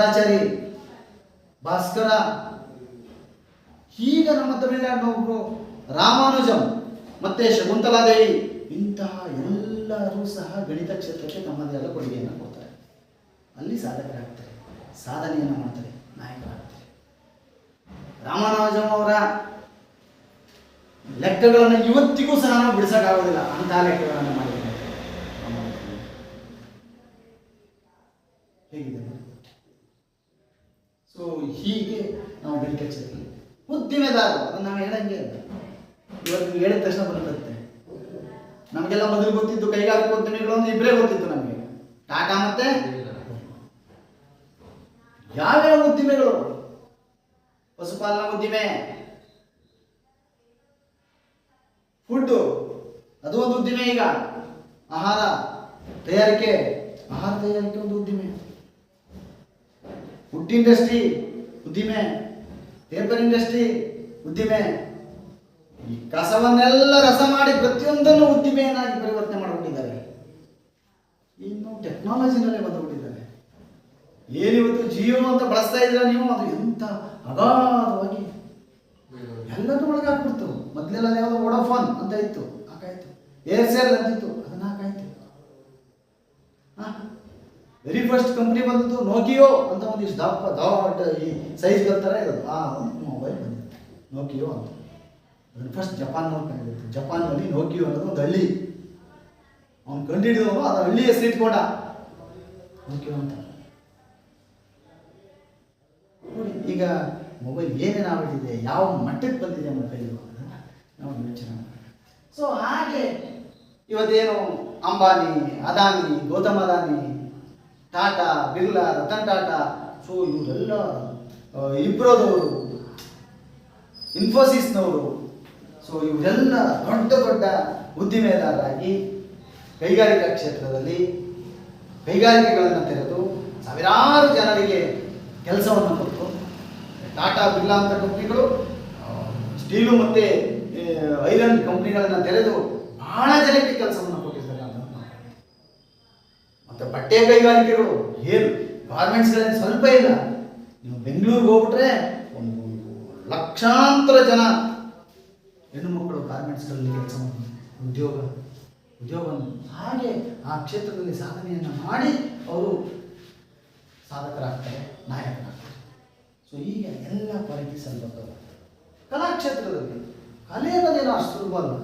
ನಾನು ಆಗಲೇ ಹೇಳಿದೆ, ಬೇಲೂರು ಹಳೆಬೀಡನ್ನು ನೋಡಿಬಿಟ್ರೆ ಯಾರ ಪುಣ್ಯಾತ್ಮ ಅವನು, ಅಮರ ಶಿಲ್ಪಿ ಜಕಣಾಚಾರಿ ಅಂತ, ಡಕ್ಕಣಾಚಾರಿ ಅಂತಹ ಶಿಲ್ಪಿಗಳು ಇವತ್ತಿಗೂ ಸಹ ನಿನ್ನೆ ಇಡೀ ಪ್ರಪಂಚವೇ ನೋಡುವಂತಹ, ಇವತ್ತೇನು ಅಯೋಧ್ಯೆಯಲ್ಲಿ ರಾಮಮೂರ್ತಿಯನ್ನು ಕೆತ್ತಿರ್ತಕ್ಕಂಥದ್ದು ಇದೆಯಲ್ಲ, ಅದು ನಮ್ಮ ಮೈಸೂರಿನ ಅರುಣ್ ಶಿಲ್ಪಿ ಅಂತಕ್ಕಂಥವ್ರು ಕೆತ್ತಿರ್ತಕ್ಕಂಥದ್ದು. ನೋಡಿ ಎಷ್ಟು ಮಟ್ಟಿಗೆ ನಮ್ಮ ಸೌಭಾಗ್ಯ ಅಂತ ಅನ್ನಿಸ್ತದೆ. ಸೊ ಹೀಗೆ ಕಲಾಕ್ಷೇತ್ರದಲ್ಲಿ, ಮತ್ತು ಕಲೆ ಅಂದ ತಕ್ಷಣ ಕೆತ್ತನೆ ಅಷ್ಟೇ ಅಲ್ಲ, ನಟನೆ ಮಾಡೋದಿರ್ಬೋದು. ಜಾರ್ಲಿ ಚಾಂಪಿಯನ್ ಅಂತ ಒಬ್ಬ ವ್ಯಕ್ತಿ ಎಷ್ಟು ಮಟ್ಟಿಗೆ ಪಾಪ್ಯುಲರ್ ಆಗಿ ಯೋಚನೆ ಮಾಡಿ. ಕೇಳಿರ್ಬೋದೇ ನೀವು, ಚಾರ್ಲಿ ಚಾಂಪಿಯನ್ ಅಂತ ಮಾತಾಡಲ್ಲ ಅವನು.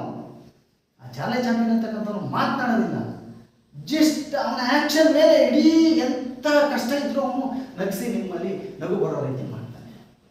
ನೋಡಿ ಎಂಥ ಕಲೆ ಅದು. ನಾವಲ್ಲಿ ಡಾಕ್ಟರ್ ರಾಜ್ಕುಮಾರ್ ಅವ್ರ ಸಿನಿಮಾಗಳನ್ನ ನೋಡಿದ್ರೆ ಅಲ್ಲೊಬ್ಬ ಜೊತೆ ಯಾವಾಗಲೂ ಗೊತ್ತಿದ್ದ ಅವನ ಜೊತೆಗೆ ಸಹಾಯಕನಾಗಿ. ಯಾರಪ್ಪ ಅವನು ಅಂದರೆ ನರಸಿಂಹರಾಜನ್. ಅವನು ಏನೂ ಬೇಡ, ಅವ್ನು ಮಾತಾಡೋದೇ ಬೇಡ, ಅವ್ನು ಬಂದರೆ ಸಾಕು, ಅವ್ನ ಬಾಡಿ ನೋಡಿದ್ರೆ ನಗು ಬರ್ತಾ ಇರುತ್ತೆ. ರಾಜ್ಕುಮಾರ್ ಜೊತೆಗೆ ಅವನು ನಿಲ್ಲಿಸಿದಾಗ ಅವನು ನೋಡಿದ್ರೆ ನಗು ಬರ್ತಾ ಇರುತ್ತೆ.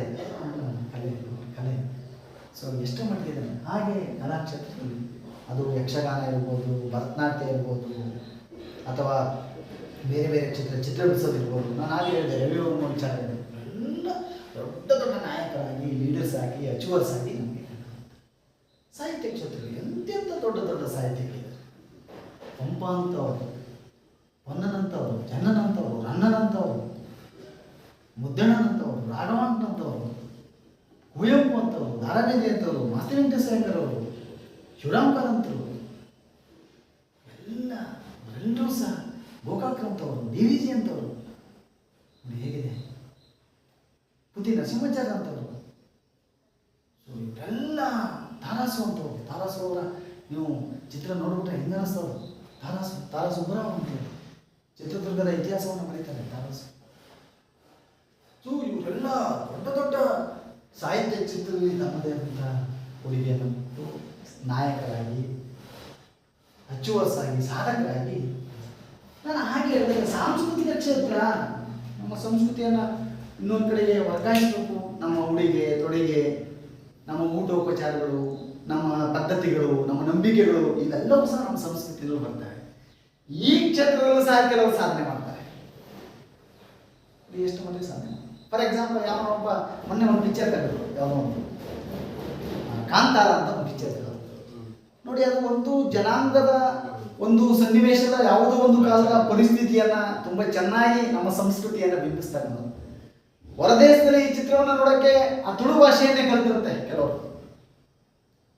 ಎಷ್ಟು ಅಂದ್ರೆ ಆ ಸಾಧನೆ ಮತ್ತೆ ಆ ಅಟ್ರಾಕ್ಷನ್ ಇದೆ. ನಾವಾದ್ರೂ ಅಷ್ಟೇ, ಯಾವುದೋ ಒಬ್ಬ, ನೀವು ನಂಬ್ತೀರಿ ಏನೋ, ಹಮ್ ಆಪ್ಕೆ ಐಕಾನ್ ಅಂತ ಒಂದು ಪಿಕ್ಚರ್ ಬಂದಿತ್ತು ಮೊದಲು. ಆ ಪಿಕ್ಚರ್ನ ಬಹಳ ಜನ ಹಿಂದಿ ಕಲ್ತ್ಕೊಂಡು ನೋಡಿದ್ದಾರೆ. ಇದೇನಿದು ಅಂತಂತೇಳಿ ಯಾವತ್ತೂ ಅಲ್ಲೇ ಎಷ್ಟು ಮಟ್ಟಿಗೆ. ಸೊ ಹಾಗಾಗಿ ನಮಗೆ ಸಾಂಸ್ಕೃತಿಕ ಕ್ಷೇತ್ರದಲ್ಲೂ ಸಹ ನಾಯಕರಾಗಿ, ಲೀಡರ್ಸ್ ಆಗಿ, ಸಾಧಕರಾಗಿ ಹೊರಹೊಮ್ಮುತ್ತಾರೆ. ನೆಲ್ಸನ್ ಮೆಂಡೆಲ್ ಅಂತ ವ್ಯಕ್ತಿ ಆಫ್ರಿಕಾದಲ್ಲಿ ಸಾಮಾಜಿಕ ಸುಧಾರಣೆಗೆ ದೊಡ್ಡ ನಾಯಕನಾಗಿ ಹೊರಬರೋದನ್ನು ನಾವು ಕಾಣ್ತೀವಿ. ಹೀಗೆ ಒಬ್ಬರಲ್ಲ ಇಬ್ಬರಲ್ಲ ಸಾವಿರಾರು ಜನ. ಇನ್ನು ಇತಿಹಾಸಕ್ಕೆ ಹೋದರೆ ಶಿವಾಜಿ ಅಂತವರು ದೊಡ್ಡ ನಾಯಕರಾಗಿ ಮಹಾರಾಷ್ಟ್ರವನ್ನು ಆಳಿದಂಥ, ದಕ್ಷಿಣ ಭಾರತವನ್ನು ಆಳ್ವಿಕೆ ಮಾಡಿದಂಥ, ಹಿಂದೂ ಧರ್ಮದ ನೇತಾರನಾಗಿ ಕೆಲಸ ಮಾಡಿದಂಥ ಏನು ಶಿವಾಜಿ ದೊಡ್ಡ ಹೋರಾಟವನ್ನು ಮಾಡ್ತಾನೆ. ಮುಘಲ್ ಸಾಮ್ರಾಜ್ಯದ ವಿರುದ್ಧವಾಗಿ ಸಾಮ್ರಾಜ್ಯವನ್ನು ಕಳ್ಕೊತಾನೆ, ಕಾಡಿಗೆ ಹೋಗ್ತಾನೆ, ಮತ್ತೆ ಸೈನ್ಯವನ್ನು ಕಟ್ತಾನೆ, ಮತ್ತೆ ಯುದ್ಧವನ್ನು ಮಾಡ್ತಾನೆ, ಶಿವನೇರ ದುರ್ಗವನ್ನು ಹಿಡ್ಕೋತಾನೆ, ತಂದೆಯನ್ನು ಕಳ್ಕೊತಾನೆ, ಸ್ವಂತ ಸ್ನೇಹಿತರನ್ನ ಕಳ್ಕೊತಾನೆ.